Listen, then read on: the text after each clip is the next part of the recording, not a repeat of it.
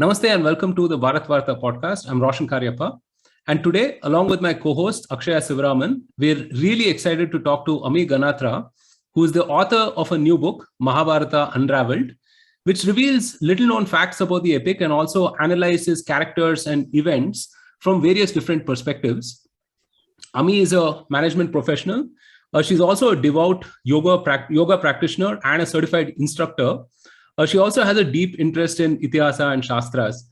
In this conversation, we'll be speaking to Ami about the various aspects about the book itself, which is a very nice read, and I highly recommend everyone get it, perhaps even gift it to others. We'll also talk about the impact and significance of Mahabharata and its relevance in present times. So without further ado, welcome Ami. Thank you so much for making the time. Thank you so much, Roshan. Thank you so much, Akshaya. Very happy to be here on Bharat Varta. Yeah, we're delighted to have you as well. Amit, just to begin things, right? There are so many reinterpretations, retellings of the Mahabharata. Amazed that every year I discover some new fact or new perspective that I hadn't known earlier. In that sense, I mean, it's really an epic for the ages, right? It's why it has lasted millennia. So let me ask you, why did you write this book and what was the journey like putting this book together? So why did I write this book? It's thanks to Corona. I have to say the book is a Corona baby. Yeah.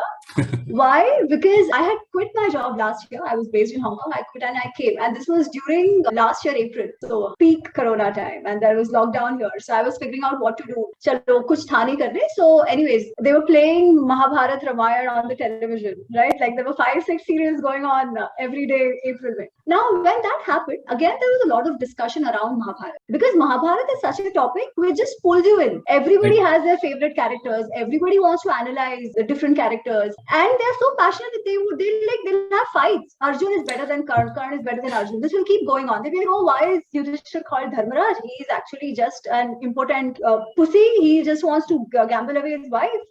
Things like that. Then they'll say, oh, but history is written by victors. Hence, Pandavas are good. Otherwise, it was actually the Kauravas who were the better people. All these discussions were happening. Now, these discussions were happening previously as well. And whenever there is Mahabharata discussion, this happens. So around 2017, 2018, when I was anyway studying Sanskrit and yoga and all of that, I had started to read Mahabharata. So this time, when they played it on the television and these discussions happened, I would just put up some posts saying that, Arey, this is not in Mahabharata. A lot of it, which is shown or on a lot of these aspects, which are spoken about. For example, Draupadi says, Andhe ka putra andha, blind man's son is blind. Yeah. And eventually everything of the war, she is made the cause of the war. But actually, it's not mentioned in any manuscript of Mahabharata. The actual Vyasa's Mahabharata, this episode doesn't occur. Karn, people go on and on about how he was discriminated because of his caste and he was much better than Arjun, but he was still discriminated and it was all caste. And then one end they say, oh, this is not Itihas, this is just some mythology, some story, not true.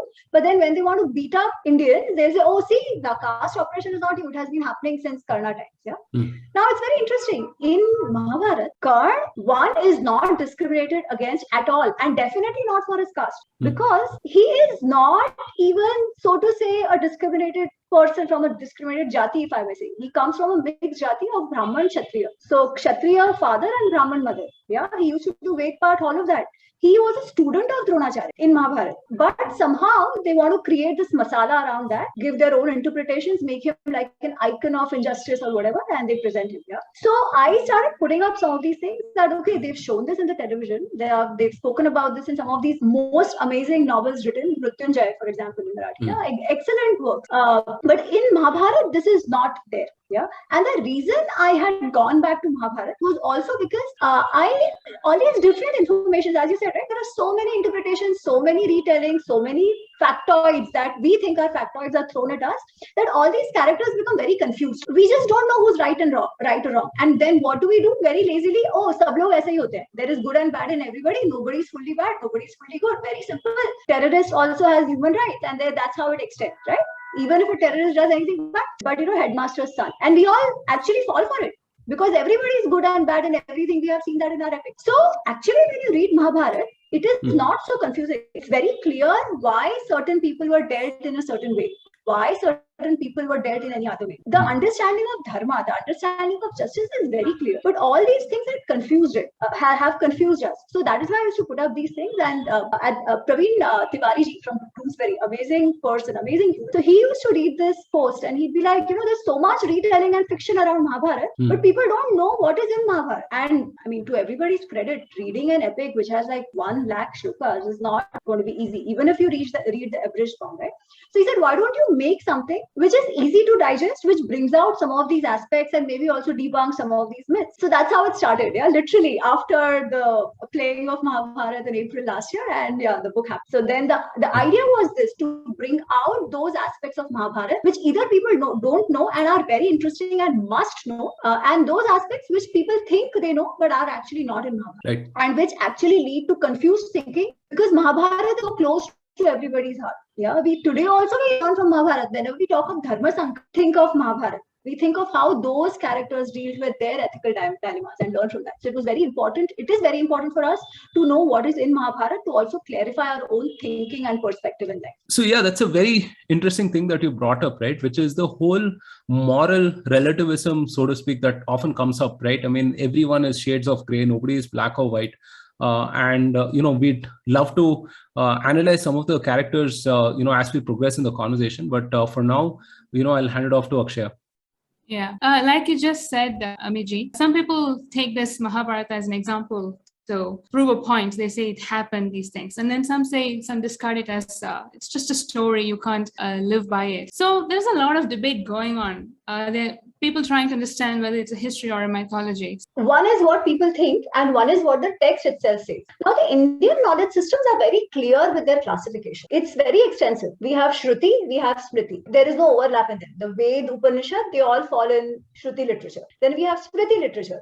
In Smriti literature, we have Dharma Shastras, which is Manu Smriti, Yajnavalkya Smriti, Parashar Smriti, all that falls here. We have Purans, so we have Bhagavad Puran, Shiv Puran, vagere vagere. We have Darshan, so Nyaya Darshan, Yoga, all of that. All that also falls in the Smriti literature. Then there is one more category called Itihas, and only Ramayana and Mahabharata are called Itihas. There is an aspect of Itihas in Puran, but still Purans have been kept different. It is not mixed. Call it Itihas Puran because that has some aspect, but still Itihas is Itihas, and there are two Itihasic texts, which is Ramayana and Mahabharata. So this is what our Rishis have told us, that these two are Itihas. Itihas, very simply, we say history. Now the question is, this Itihas is not written how we are used to. Right? The Western Itihas is everything is date-wise, chronicled. This Itihas is not written that way. Then how do we believe? Also, there are aspects in the Itihas which sound very magical. They don't sound true. They sound very mythical. How do we make sense of that? Right? One is that these Itihas texts were composed much, much earlier, when probably writing was not yet in prevalence, right? So it was all oral propagation. Now, to make oral propagation easier, one, they were written not in prose form. They were written in poetry. So they are written in Chanda. Both Ramayana and Mahabharata are written in Anushtup Chanda. Yeah, the same Chanda which is used for Gita. So it's written in a certain meter. And the stories have to be communicated in such a way that it's easier for people to understand and take it forward. Yeah. And whatever text we've had always had a purpose. It was not just chronically. Like history of what we are used to is used for chronicling. This happened, ye hua, wo hua, that's it, right? Any of our texts were never without a purpose. Even Natya Shastra. They say Natya Shastra is also to take the learnings from the Veda, the wisdom of the Vedas. Similarly, Mahabharata is also called Pancham Veda. Yeah. And Itihas. So Itihas also had a purpose. I'll just say what is the definition of Itihas given by our Rishi. Dharma Artha Kama Mokshana Upadesham Samanvitam Purva Vruttam Kathayuktam Itihasam Prachakshate. Purva Vruttam. It happened in the past. Okay. Kathayuktam. But communicated in a story format. Now, story format will have some aspects which are, not so, which seem to us a little mythical, but something that happened, communicated in a story form, so it's easy to digest, but with a purpose, not just essay, with a purpose. What is that purpose? Dharma, Artha, Kama, Mokshanam, Upadesham. To give us the Upadesh, to give us the learnings, to give us the wisdom of how to lead our life. Yeah, Dharma, Artha, Kama, Moksha. Forget Moksha, Dharma, Artha, Kama. How should we live our everyday life? For grahasth ashrams, for students, for everybody. So this is the objective of an itihas text. So for me, this is definitely history, but not history in the sense of how we understand only chronicles, but in the sense of what do we learn from the lives of our ancestors and communicate it in that way. Okay, this is the definition. Now the other thing, why I believe this is itihas. Yeah, why they also must have said it is itihas. A text which is just for the sake of entertainment. Yeah, you don't need to have the description of the entire geography of Jambudvipa. In Mahabharat as well as in Ramayana, but even more in Mahabharat, right from like present day Afghanistan to down towards Sri Lanka, east-west, the entire description is given, which all kingdoms the Pandav brothers went during the Rajasuya Yagna, where all they went, who all they captured, all of that information is given. Who all came? So when he did the Rajasuya Yagna, who all came to participate in his Rajasuya Yagna, what kind of gifts they got, yeah? If it was just pure entertainment, nobody needs this information, but it is there. So the purpose is to also document this information. Also in terms of, another reason why, one of the questions which I wanted to answer through the book, a lot of people think or used to say, I had heard that, oh, great, Mahabharat, good, you might say it is itihas, I agree it is itihas, but it is only an itihas for North India. South, so anyways, Dravidian, nothing to do with North. Aryans came, Dravidian, nothing to do and stuff like that. And I'm like, that's so not true, because one, there is participation of the kingdoms of the South even in the war, and not just the war. In Draupadi Swayamvar, there are people who've come. In Rajasuya Yagna, people have come. Duryodhan's wife is from Kalinga, present-day Orissa, again South, right? Arjun's other wife, Chitrangada, she's from Manipur. So that Manipur is not the current Manipur. It is in the south, yeah. Similarly, Malay Dhwaj, he's a king, he's a Pandya king in the south. He fights on the side of the Pandavas, and he also comes for Rajasuya Yagna. So there are so many of these instances which actually tell us that there is a linkage, there is an underlying unity amongst the entire Jambudvipa, even at that time. Not just today, but even at that time that was understood. So this is the other thing, information about the geography. And geography to the extent that they have also given descriptions of the Tirtha Yatra. So today we go to Badrinath, Kedarnath, right? Badrika Ashram is actually mentioned in Mahabharata, that the Pandavas actually go all the way to Badrika Ashram in the Himalayas. Yeah, they do their Tirtha Yatra over there. They call it Narnarayan mountain and stuff like that, which is there even today. It is said, this comes from the Dakshinatya, the southern recession, that Mahabharata was composed by Vedyasji in a gufa, in a cave, Punya Himvata Pade. So at the foothills of the Himalayas. Now 3 kilometers, I think 4 kilometers, if you go further up from Badrinath, there is a place called Mana. Till date, people believe that that is where the Mahabharata is actually written, because there are 2 caves over there. So they say this one cave was Vyasa Gufa. And actually in the book, I had been there in 2019. So I have a small picture. It's black and white, but you see the picture of the Vyasa Gufa, which is in Mana. Yeah. So Himavata, Punne Himavate Pade. So at the foothills of Himalayas. So all these descriptions are there. Yeah. What else? If it is only an entertainment story, you don't need to know the lineage of the kings here. Yeah, the stories about Kauravas, Pandavas, 2-3 generations earlier, good enough. Yeah. But in Mahabharata, they have given the entire tree, starting from like Manu, coming to Janmajay and his kids. And it goes to like 50-55 kings that they have mentioned. Yeah. And you also see the other different branches that have come out. Like we focus on the Kaurav Pandav, so the Bharat Vamshis. But at a certain point before that, the Panchals have also come out of that same lineage, yeah, from Ajamir. Similarly, before that, from Yayati, the Yadavas have also come. And there are a lot of other Mlechas, Yavans also, which eventually, you trace them back. Yeah. So this kind of information is there. It was only a story, you don't need all this. So definitely the purpose was more than story, to communicate the wisdom, but even more than that, to document this information of our ancestors. Hence, very clearly, Mahabharata is an itihas. Sorry for this long answer. That was wonderful. I think, yeah, I mean, as you mentioned, the focus is not just on chronicling things, which they go into extensive detail on the history and, lineages and stuff, right? Which you've mentioned in the book as well. But it's also about how it can be useful for future generations and how it can be transformative, right? For the entire human experience itself, what I get from what you just said. Also, thank you for mentioning why the southern part of India is seemingly does not seem to be included, because I am from South. I always have this question, okay, all this is happening and these are all places from the North, what do I have to do with it? But thank you for including that also. Right. No, the wives, as I said, the wives are from South. The Chitrangada is from south. He does his entire pilgrimage in the south before heading back to Dwarka and then up north back to Hastinapur. Let's do a few of these character analysis. I mean, I think, that could be really interesting. We'll start with Draupadi. I think, as you mentioned, she's often blamed for the war, right? But you mentioned in the book that she's actually the one who held the brothers together through all of the troubles and trials that they had. And she's such a fascinating character as well, right? One certainly likes to wonder, what was it like being married to 5 Pandavas, right? I mean, all of them with their own strong personalities and so on, and something that we don't know much about. So, could you talk a little bit about Draupadi's character? So the title of the chapter on Draupadi, I've called it The Marriage That Time. Draupadi they call her the daughter of fire, but that fire is not the fire of anger, so to say, because a lot of people make it out to be that she's always angry, always frustrated, always wanting revenge. No.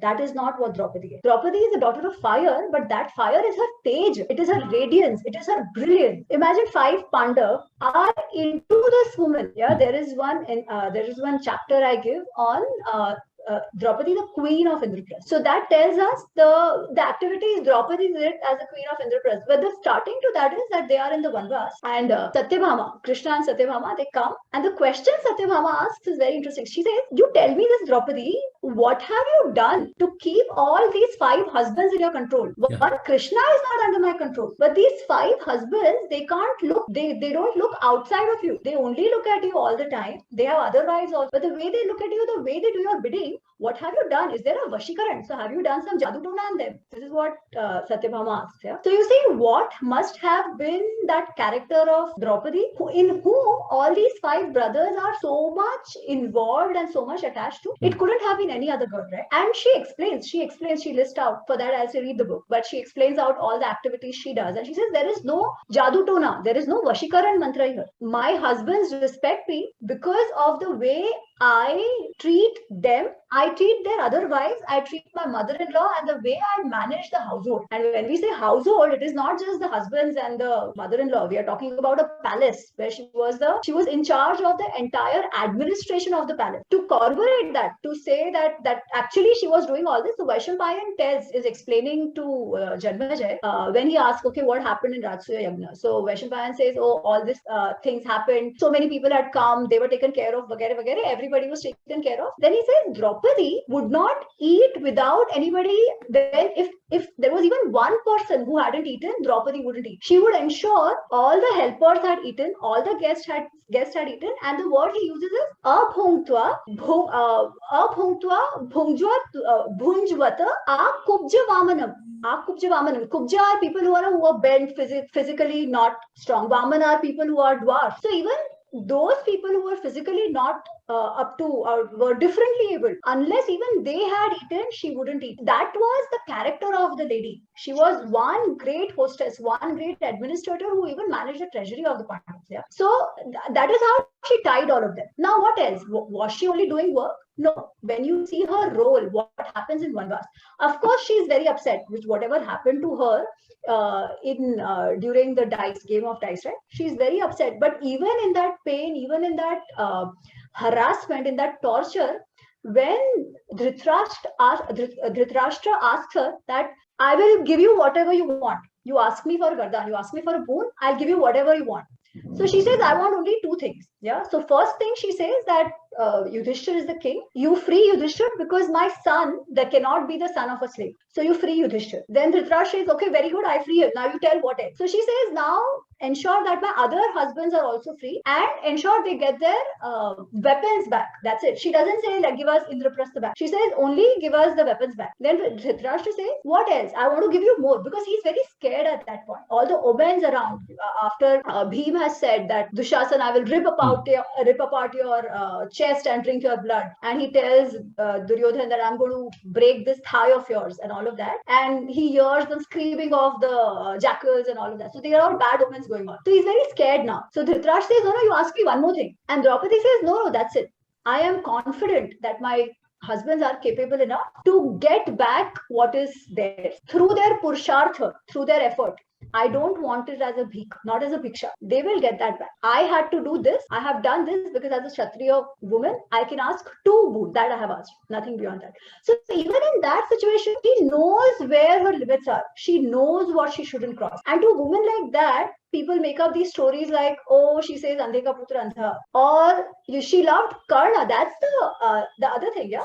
Some of these novels, they talk about the love angle of Karna and Draupadi. They say, oh, actually Draupadi loved Karna more. She was otherwise with the Pandavas, she was only like, subjected to patriarchy or something of that sort. But no, there is no such angle. And Karna, for that matter, is the only one in the entire epic, the only one who calls her a prostitute. He is the only one, because he says, generally you see only one man married to one woman. You see one woman married to only one man. Here she is married to 5 men. So by that already she is a bandiki, a prostitute. And he tells Dushasan, Vasasi upahara, take away her clothes. He is the one to say to Dushasan that take away her clothes. Why? Because a dasi, he says a bandiki, if she comes ekambardhara, wearing one cloth, ekvastra, she's wearing one cloth, or vivastra, or without cloth, doesn't matter. So this is all Karna saying. Even Duryodhan doesn't say things like this. So with a man like that, do you think Draupadi, the lady who has so much self-respect, she's going to love this man? So again, completely bullshit. That is not there. But this is the character of Draupadi. And even after, at the end of the war, of course, she's very upset that her kids have been killed, right? All the 5 Draupadiyas all have been killed. But she says, and she's very upset, and she's like, I want revenge, and you have to get me Ashwatthama. So the Pandavas, they don't kill Ashwatthama, but Bhim gets, because Krishna says, and Bhim gets this stone which is studded on Ashwatthama's head. And they say, see, we won't kill him because he is our Guru's son. And Draupadi says, I understand that. I don't even want you to kill him. This has given me a closure, and I'm ready to move on. And she is back to her duties, taking care of even Dhritarashtra and Gandhari once she's back in the palace. So this is the class of that woman for whom Yudhishthir says that if a man wants to lead a fruitful life, she is a spouse that a man should have to lead a fruitful life. And Arjun says towards the end that once when Krishna is dead, he tells Vasudev that now that Krishna is dead, I think our time has also come, because without Krishna, we can't live. Krishna, so Sri Krishna, we 5 brothers and Draupadi are like one Atma in different bodies. Yeah. So that is the stature of Draupadi in the epic. That even the 5 husbands of her are saying that we are same Atma in different bodies. Although they have many other, they all have other wives. But this is Draupadi who's held them together, who's ensured that they don't break apart, and she has ensured their unity. And there are many other things, I think, for that. Oh, wonderful. It's quite beautiful to hear. So while actually talking about Draupadi, another character came up, the one character everybody sympathizes for, everybody likes, everybody thinks is wrong and ill-fated. The fallen hero, right? The Karna. Yeah. Already you have slipped 2 bits about him. So how much of what we know today is true, and what do the scriptures have about him? One thing is true, that he was born to Kunti out of wedlock. She was very scared because Kunti was also staying with her foster father. Yeah, her father had given her away to his friend because they did not have any kids at that time. And she was very scared because this kid had come. She was not expecting. She was only being adventurous. Yeah, trying to call Surya at that time. So she does send him away. This is true. Yeah, but in his household, the Suta family that brings him up, Adhirata and Radha, they give a lot of love to Karna. Yeah, he's brought up in a lot of love, and he is also taught archery because Sutas, as I said, are mixed of Brahman, Kshatriya. So it's a mixed jati. That's the other thing, right? We are made to think that there was no intermingling of jatis and stuff. No. There was a lot of it. At some point, it might have stopped, but that is why you have so many mixed jatis at that time. So this was a mixed jati of the 2, if I may call the highest Varna, Brahman, Kshatriya, because they were from these 2. They had both characters of a Brahman, so the wisdom, the knowledge, that part, and they were also had Kshatriya guna, so they had the warrior spirit in them. Hence, a lot of them were involved in activities such as chariot. Yeah, now when people think about chariot, we think कि आज अपना driver है वैसे. No, it's not that. Yeah, it's not any driver. For a charioteer, the charioteer has to go in the war along with whoever they are working for, right?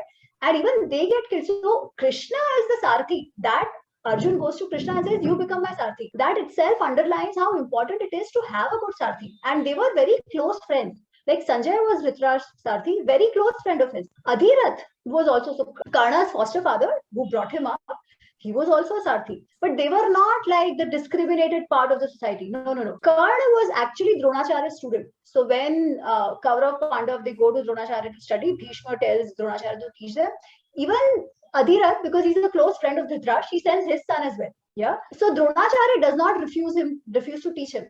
And why does Dronacharya not refuse to teach him? Because at that time, Sutas used to learn all the warfare. The other Suta is Kichak. So when the Pandavas are living the 13th year in disguise, they go to the kingdom of Matsya, whose king is Virat. Virat's wife is Sudeshna, and Sudeshna's brother is Kichak. Now, Kichak is the one who's the most powerful man in the Matsya kingdom. He's the one who tries to violate Draupadi when she's working with Sudeshna, at that time. So this Kichak is a Suta. Yeah. Now, if Kichak is a Suta and he's the commander of the forces of Virat, and his sister is married to Virat, so the sister is also a Suta, right? And nobody had a problem marrying Suta. So if it was so casteist and everything, why will this happen?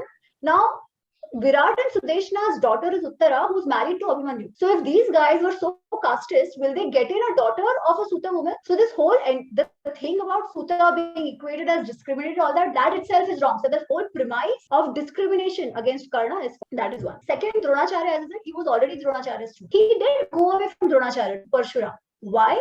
Because he was very jealous of Arjun. So the line given there is that Tadaiva Arjunen saha spardhayami, spardhayati. He would always fight. He would always compete with Arjun. Yeah, and Arjun was in his own thing. Arjun was always studying Abhyasat Astra Anuragat Vishishtha Arjuna. So Arjun was outstanding in studying in Astra, in warfare and all that. Yeah. He was busy with his work, but this guy, Karna, would be very jealous of him. So he wanted to learn the Brahmastra. And Dronacharya said, no, I can't teach you the Brahmastra. So he says, no, if you don't teach me, then I'll go to somebody else. He says, okay, you go. So this is how he goes to Parshuram, not because Dronacharya tells him go, because he wants to go. Yeah.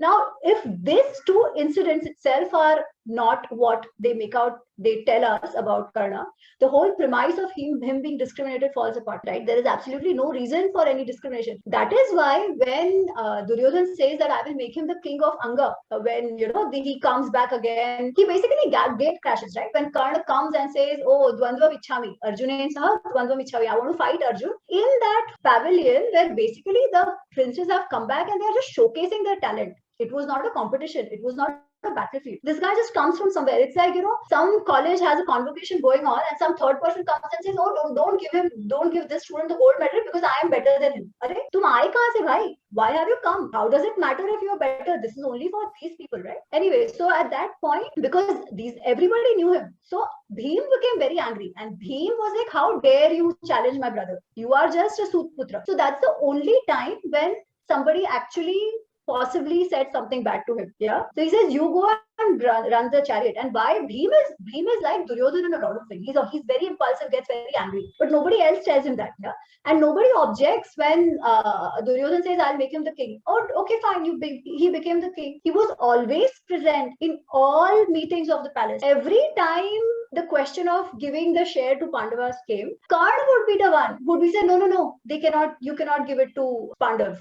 Everything is Duryodhana, yeah. So, in fact, when you read Mahabharata for what it is, you're almost like, Arey, just shut up, yeah. What's your problem? You literally feel like saying that to Karna. Arey, let them figure out. Is there family issue? Let them manage. No, he will not allow. Because for him, he only wanted to fight Arjun. They talk about his loyalty. The other thing which they say, he was a very loyal friend. Let's take a stock of his actions. One, he never let Duryodhan compromise or negotiate with the Pandavas. Never. In fact, there is an incident, and it's written in the book, where Shakuni says that forget all this. They have been good to you. You give back their kingdom and stay in peace. Shakuni says. Karna is like, no.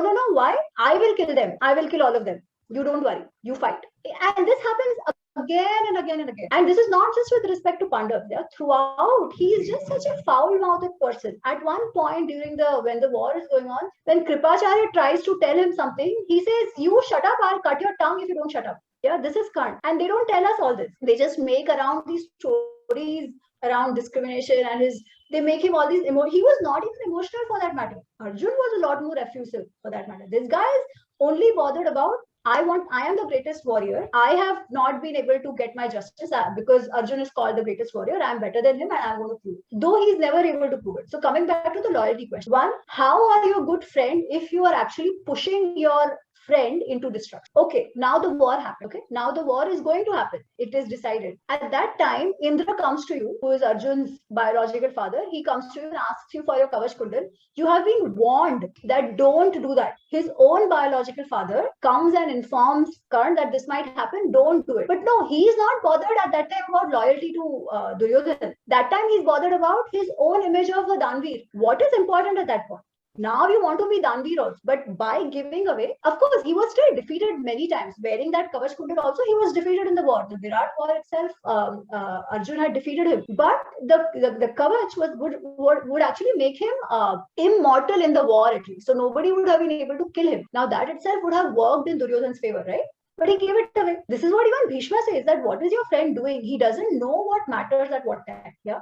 So he's giving that away. Then before the war starts, there is some discussion happens and Bhishma tells Duryodhana that your friend is very rash and very foul-mouthed. Parusha Kathanam. He speaks very bad. He's grinny, he's mani, very ahankari. He's very, always saying foul-mouthed. He's very foul-mouthed and very rash. In that, Karna becomes very upset. And he says, this is very interesting. He says, Gange Jivati. As long as Bhishma lives, na aham yudhishyami, na yotsyami. I will not fight till Bhishma is fighting. Arey, you wanted this war, right? And now you've made an ego issue and you're not fighting. Chal kya raha hai boss? So what is your loyalty? वो भी तो कहीं नहीं आता है ना. Every decision Karna had to make, he made a wrong call. It's pretty much like that. Yeah. So this whole glorification of Karna, when you read Mahabharata, you just don't get it. कि किसका दिमाग चला to make this whole, make him into a fallen hero, somebody, and everybody like, oh, my heart beats for Karna. He's such my favorite character. Sure, yeah. Please make him your favorite character. The only one who calls, especially a lot of these women, those young girls who call themselves feminists, yeah, they idealize him, which is even worse. As I said, right, he's the only one who calls Draupadi a prostitute. Nobody else does in the entire. He's the one who says destroy her. Yeah, I think I've given away a lot of cuts, but I think there's still more to it. So you should read that. Absolutely, chapter. I think it's absolutely. Important. Yeah, no, the Karna chapter, especially his relationship with Duryodhan as well, right? Where he kind of amplifies all of Duryodhan's sins and vices and, eventually leading to destruction is like a very fascinating read. I really enjoyed that. So let's talk about Yudhishthir's character, right? Again, I think you mentioned this in the opening remarks. He is known to be an idealist almost to the point of being like really stupidly naive and reckless as well, right? The game of dice comes to mind. But then again, you also argue that he was the sort of moral compass for the group, right? And the brothers really galvanized around his leadership. You offer many instances of, for example, the entire period of Vanvas itself, right? I mean, they bear it because of Yudhishthir's thing, right? Because Bhima wants to go back after a year or something like that and wage a war then itself. So could you again lend a little more perspective on Yudhishthir's character? Actually, I think Yudhishthir is again one of the most misunderstood characters. Because the only thing we attach to him is the Youth Krida, the dice. Yeah, where he gambled away Draupadi. That's the only thing we really focus on when it comes to Yudhishthir. But actually, being Yudhishthir is one of the toughest characters, is one of the toughest personalities in Mahabharata. I actually don't think he is an idealist to the extent of being naive. For example, see the first or the most important decision that he took. Who decided that Draupadi will be the wife of the five brothers? It was Yudhishthir. Right. And this was such an unconventional decision. Drupad, Draupadi's father, is like, Arey, don't do this. My daughter will fall into sin. Draupadi does not have a problem. At least she doesn't voice it. But Drupad is saying, Arey, don't do that. Yudhishthir says, no, I think this is the right thing to do. And he says, although it is unconventional, it is not prohibited. And he gives certain examples from Shastras where this had happened. Yeah. So it was a very brave, it was a very pragmatic decision. And why pragmatic? Because Draupadi was a very, very beautiful, very, very attractive woman. That is why everybody desired her. So she was this attractive woman. him. So when she comes into that ashram where the Pandavas get her and Kunti is there, and Kunti says, Sametya Bhuktam. So all of you divide, because she doesn't know that it's Draupadi. She thinks it's some bhiksha. So she says Sametya Bhuktam, and then she realizes it's Draupadi. So at that time they're figuring out what to do. And Draupadi is sitting and the Pandavas are all sitting. And Yudhishthir, it's left to Yudhishthir.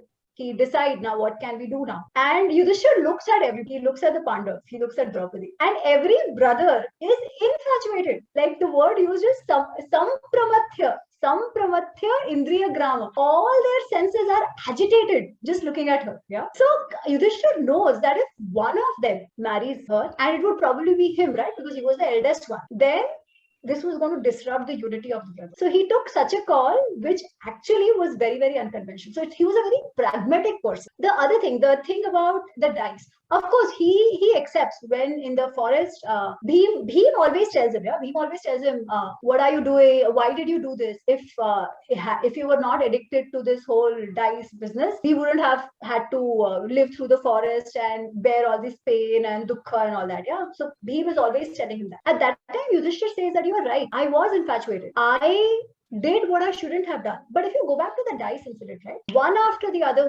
other, he has lost every stake. He has lost himself also. So it was not as if he was waiting to stake Draupadi. Yeah? He has lost himself. Just imagine a person's situation at that point. One who did not want to play dice. He tells that to Yudhishthir, to Vidur. He tells that to Shakuni as well. But Shakuni is like, okay, you are going to run away. But because Shakuni knows, right, that when challenged, Yudhishthir will not back out. Also, he is hoping Dhritarashtra will say something, but Dhritarashtra doesn't say anything. So he says, chalo, we'll see, let destiny take it. So he's losing one after another. He's lost everybody, including himself. Then Shakuni says, now what do you have at stake? And he says, I have nothing. I have lost everything. Shakuni is very smart.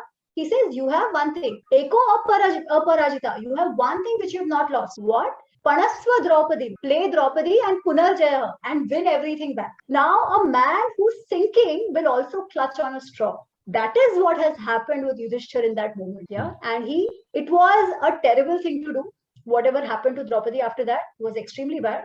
But let's take a step back and think, what if he hadn't staked Draupadi? Would she still not be a slave? Either way, she was the wife of these 5 brothers who had become slaves, right?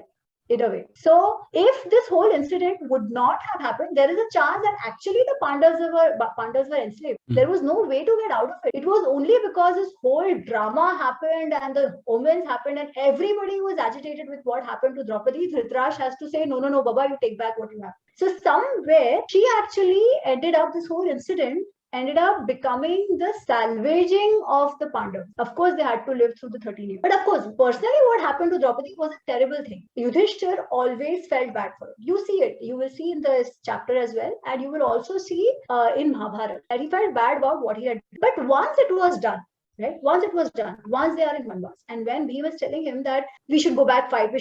So he is not an idealist to the extent. He says, no, we just have to sit here and do tapasya and nothing else. No, he explains to Bhima. He said, I understand your pain. When I agreed to play the second time, you should have stopped me there and then. That time, none of you spoke here. I agreed to this clause of 13 years of Vanvas. And now, because I have agreed, I will live through this 13 years of Vanvas. And he says, think about one other thing. We just finished the Rajasuya Yagna. The way the Rajasuya Yagna happens is that you go and conquer all the kings around. Now, clearly the kings you've conquered, they are not going to be very happy with. So if you're fallen in distress, they are going to support your opponents. They are going to be with Duryodhana. He also says that if the war happens today, rest assured that they are going to be much stronger because we don't have any allies. They are all going to be with Duryodhana. We've spent time here. He has all the treasure. He has all the money. Dronacharya, Bhishma, everybody is going to fight on his side. So are we even prepared? Do you want to go and win participate in a war in which you're going to lose? So what is the best thing for you to do? You prepare. That is why Yudhishthir sends Arjun to get celestial weapons. He says 5 years Arjun is gone. So he says, let's prepare.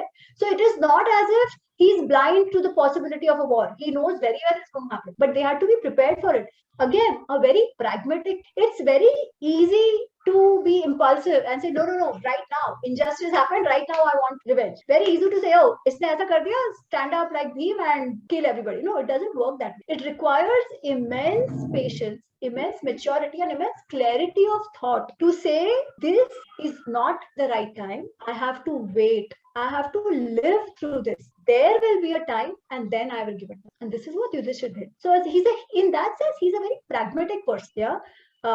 Very pragmatic, very mature.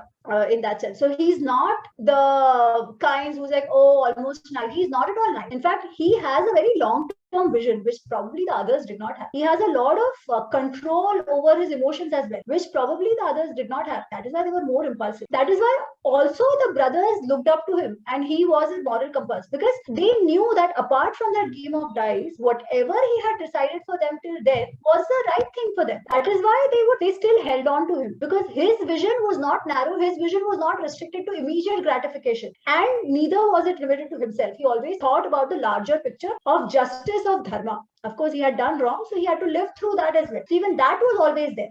So if there was an ideal for Yudhishthir, it was probably the fact that he had to ensure he was on the right side of Dharma and not just go and wage a war and kill everybody. A war, this war, Mahabharat war, was not trivial. Yeah? All the warriors who participated, like 2-3 generations of warriors were finished in this war. So to try that the war doesn't happen is actually, again, a very pragmatic thing to do. It's a very responsible thing to do. Even Krishna said that we'll try our best. Let them give only 5 villages. Even if that they give us, Panchagrama, even then that is fine. But Duryodhana is like, no, Tikshaya Suchya Agrehe Vidhet Bhumehe Aparitajyam. Like the bhumi, the land which you can prick with the top of the needle, even that I will not give. So then Yudhishthir says, okay, Shamaya cha Samaraya cha. We are ready for everything. For Shanti, the Shamaya, Samar, for war. We are ready for that as well. Because you cannot take injustice forever, right? There has to be a stop somewhere, because eventually it is about dharma. Dharyate iti dharma.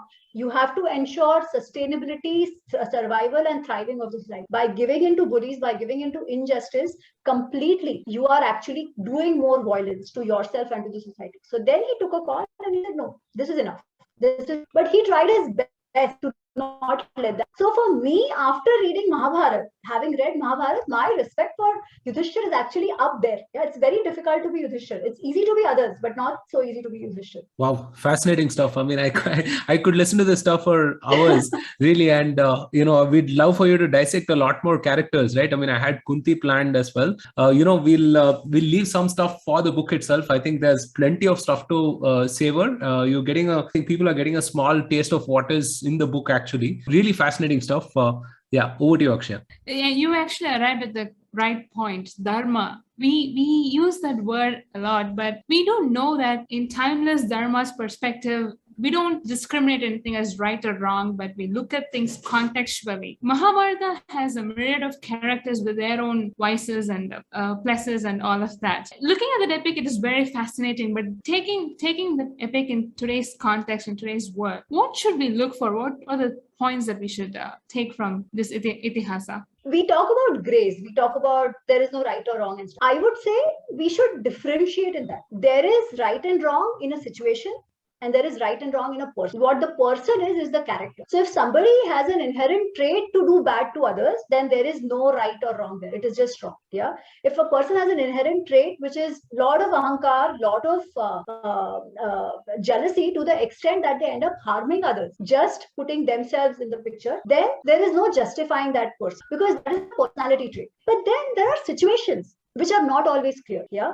that is what is dharma sankara. When we talk about a situation, there is sometimes you are in a situation where both the things look wrong, but you have to still make a call. How do you make that call then? That will be determined by your, so to say, the character is shady. No, the character, we still have our own value system, and building that strong value system will allow us to make that distinction even in a situation which is between the devil and the deep sea. Yeah, you might still have to choose something which is not the most optimal, but how you have arrived at the decision will determine whether, for you that was the right thing to do or not. Yeah.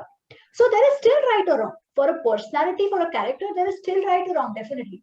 Situations can be muddled up a little. Yeah. For example, we see this in Mahabharata all the time. Arjun standing, the whole Gita is based on Dharma Sankara, right? And Arjun's question is not wrong. He's having to kill his own people, kill his own. So he might have a problem with Duryodhana, but he had no problem with Bhishma. He had no problem with Dronacharya. He loved them, but still he had to take a call. Yeah. Now, if you think about it from violence perspective, so many people died, right? So it was not as if it was the best outcome. The best outcome would have been they get Indraprastha, they live their life happily, nobody died. But life is not that way. You still have to take a call. And on what value system you take that call is important. So a situation can be muddled, which is the Dharma Sankata, But character building is absolutely essential. And in that, there is no gray. You have to be what you are. Of course, if you say, oh, people have ahankar, so it's okay to have ahankar, no, then I won't agree. We all have ahankar, that is the truth. But is it a good thing? I'm not sure. Yeah, some part of ahankar is one thing, but to the extent when it overwhelms the personality completely, then it's not a good thing. So for Duryodhana, the jealousy and the anger of our Pandavas, it overwhelms him completely. Whatever good he might have doesn't matter anymore because of that. Yeah. So then can we justify that personality? No. But can we justify a situation in which some rules were broken in a war to kill somebody like Duryodhana? Possibly, because from what position has that decision been taken is what matters. Yeah. So I think this is the beauty of Mahabharata, because if we understand Mahabharata for what it is, these things are just out there. Nobody has to even explain it to us. It's very clear. Krishna, Arjun, Yudhishthira, none of them have left any doubt. Vidur, another very strong character. They have left no doubt as to why certain decisions have been taken. So this is what makes Mahabharata even more interesting, just for us to understand dharma. Yeah, and dharma not in the sense of religion, but in the sense of that overarching principle which ensures sustainability. Because Dhru, the word itself, Dharati upholds, Dharati sustains, right? That is the root word for dharma as well. Dharanat dharma iti ahu, that which upholds and sustains that overarching principle. And in Mahabharata, that is why the whole yuddha is called a dharma yuddha. Again and again, you see, yato dharma tatho jaya, dharmo rakshati rakshataha. It is all about understanding this nuance of dharma. Beautiful. But an extension to that, right? These are progressive times, times where Western thoughts are putting everything under a lens. They're scrutinizing everything. This is the times of cancel culture, I would say. And from that perspective, Mahabharata faces a challenge for being patriarchal or sexist. How would you respond to that perspective from the timeless dharmic perspective? Yeah. Okay, so let's talk about just patriarchy. Yeah, Mahabharata. I'll talk about a few female characters in Mahabharata. Draupadi, as I told you, she's already very strong. You saw her stature. Yeah, so she's not any object of misogyny or subjected to any misogyny. I think that is very clear. She's a woman in her own right. Let's talk about this character called Ulupi. Ulupi is one of the wives of Arjun. And you know how she becomes his wife? Arjun is gone to Haridwar after on his pilgrimage. He enters into the room when Draupadi and Yudhishthira are together. So they had this thing that the person has to go away. So he's in Haridwar, he's taking bath in Ganga. Ulupi sees him and she's overcome with desire. She's like, I want this man. So she approaches Arjun and she says, I desire you. And Arjun says, Arey, but I can't do this, right? Because I have to live through Brahmacharya. She says, yeah, you have to live through Brahmacharya, but with respect to Draupadi, not to any other woman. Yeah. And she says, even if you break that vow of Brahmacharya, if that is going to give a woman pleasure, you have to do it. It is worth the sin you break, because the punya you get by giving pleasure to a woman is going to be a lot more. This dialogue is Ulupi. Does this sound of the dialogue of a lady who is oppressed? Let's go to Hidimba. Hidimba saw Bhishma, a Bhim. Hidimba desires Bhim. Bhim says, I can't do anything. You ask my mom. Hidimba goes to Kunti. She says, you are a lady. You know what it is you understand the pain of desire in a woman's body. Your son has given me that pain. Looking at him, I have that pain. So please let me marry him. Yeah. This is again, does this look like somebody who is oppressed? Women have made their own choices. Yeah. There is a story of Satyavati. Yeah. Okay. Now, in what sense? Now, if we say, Arey, today a woman can go out and work in an office, were women going out and working in offices? Of course not. Yeah. They did not have AC buildings and not this kind of work. They did not have washing machines to take care of the clothes and everything. So it wasn't that. The tasks were very clearly divided. So there was a role a woman played, there was a role a man. So in today's context, if they look back and say, wo to dekho job bhi nahi karti thi. Nahi, that doesn't count. Yeah. Some people will say, oh, why were women not involved in the Yuddha? Now, I think that's a very fallacious statement. I mean, really, you want all women to also be killed, is it? And physically, we already know the difference in a male. And so to say, everything goes, no. So there have been certain differences. Now, are there certain comments which might sound patriarchal? Possibly. Yeah, they will say things like, oh, the girl has to stay in the control of the man. Actually, Karna makes a statement like that. When Draupadi is asking Jitam va api ajitam, that am I one or not? Because Yudhishthira had already lost himself. Yeah. So there is this lady who's questioning the entire assembly whether I'm one or not. You tell me legally, because he's lost himself, so he cannot stake me. Yeah. That time Karna says that no, a Stree is always in control of a man. So if they are lost, you are lost. You are also Dasi. Very simple. So actually, Karna is making some statements like that. Yeah. So there are certain statements like that. We have to understand all those in those contexts. I think the beauty of Sanatana Dharma is that we've always achieved a state eventually which is helpful, or which allows the survival, thriving especially of individuals. So there might be aspects which people find, "Arey, aise kaise hua, feminist misogyny." Fair enough, yeah, take what you like and move away. That said, if you actually read Mahabharata, a lot of these views that people talk about might not even hold, because they are based not on Mahabharata, but on retellings, reimaginations of Mahabharata. So if they read Mahabharata and they still feel that, fine, there might be a point. Take what you like, move on. But at least read the Mahabharata rather than basing it off on somebody else's imagination. Is the only request I have to be. No, I mean, you will find what you're looking for, right? I mean, it's just such a vast epic, and the world is so complex. Obviously, you will find what you're looking for, but it's rather unfortunate if you look at it from the lens of that, right? I mean, it's very stifling, I would say. And Nassim Taleb has this concept of retrospective bigoteering, which he says that applying the present context to times of the past, right? I mean, whereas I think whatever we have today in a society is a covenant between the people of the society today, right? Of the times. So you can't be going and imposing something in retrospect, right? So Ami, this has been a fascinating conversation. As I mentioned, I think we can talk for hours and hours on all of these various nuances. To end the podcast, I'd love to talk to you about Itihasa itself, right? And how it can be promoted among the youth. There are so many lessons, not just lessons. I mean, it is so highly entertaining, right? I mean, it's just a higher order of entertainment compared to everything that we have in society today, right? I mean, generally, whatever is available. How do you think we can promote this Itihasa to the youth of the country? And also, given that, this is going to be India's decade, and, we're going to have a greater influence on the world itself, right? How can we sort of become net importers of this kind of a culture? So, Roshan, I think it's a beautiful question. And I would say to some extent, this is already happening. So if you see our parents or grandparents' generation immediately after independence, from that time to now, I think already we are becoming more assertive about our heritage than probably what it was before. Yeah, there were certain. So why did we not read Mahabharata? We can blame everybody else for it is one thing, but in a lot of households there is this prevalent: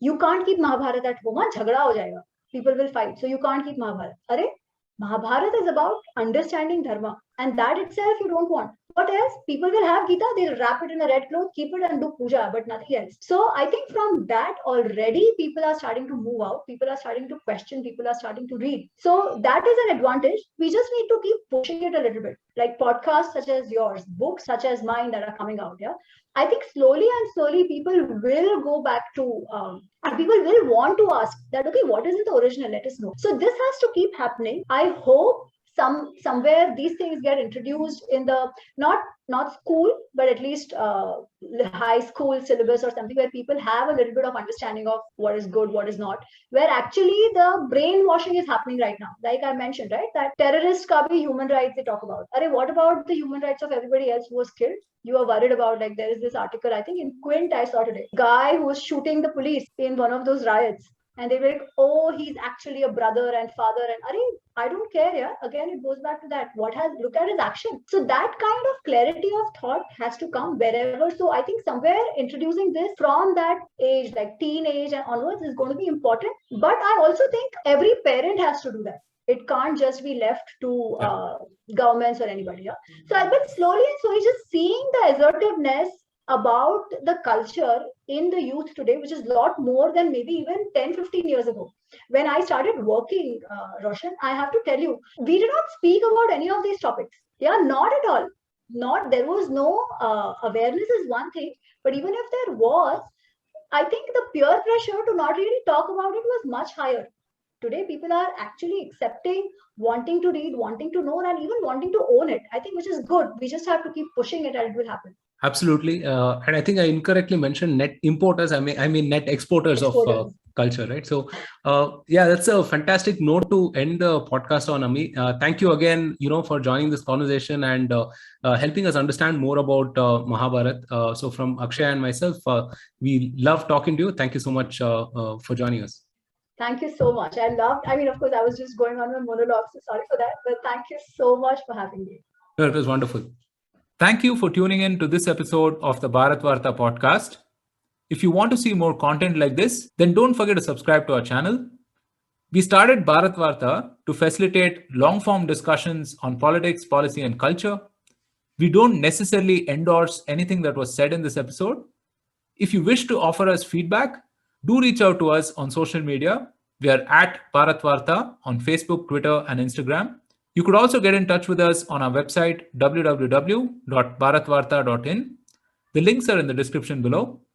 Until next time, stay safe, take care, and Jai Hind.